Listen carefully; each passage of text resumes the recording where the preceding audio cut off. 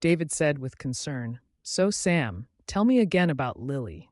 Sam replied matter-of-factly, "She's my friend, Daddy. She lives in the closet."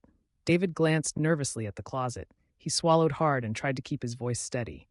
David asked hesitantly, "And what does Lily say?" Sam answered innocently, "She says you're not my real daddy." David's face paled. He tried to laugh it off, but his voice cracked. David said with forced joviality, "That's silly sport. Of course I am." Sam was thoughtful as he said, "Lily says my real daddy is somewhere else."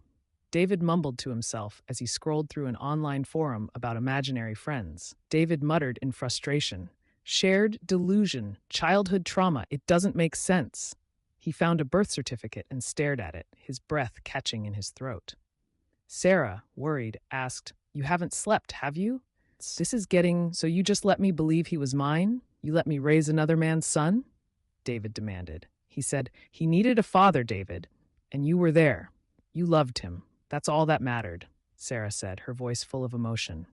He said, "I love you, Sam, no matter what," David whispered tenderly. The closet door creaks open further. A faint, ethereal glow emanates from within. Lily says, "It's okay, Daddy," Sam said softly. David stares at Sam, then at the closet. He knows, with chilling certainty, that he's no longer alone in the room. A ghostly figure begins to emerge from the closet. A man, indistinct but recognizable as the man from the news article. The figure smiles sadly at Sam, then turns his gaze to David. His lips move, but no sound comes out. But David understands perfectly.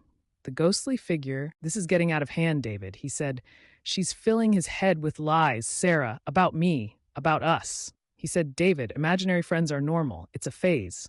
He replied, "It's not just that, Sarah. He knows things he shouldn't, things only." He trails off, unable to finish the sentence. Sarah asked, "Only what, David?" "Nothing, just clothes and toys," he said, sighing in relief. Then he saw a small, crudely drawn picture on the back wall. It depicted two men. One had a cross through his face. He said, "What the?" He picked it up, turning it over. On the back, in childish handwriting, was a single word, "Daddy."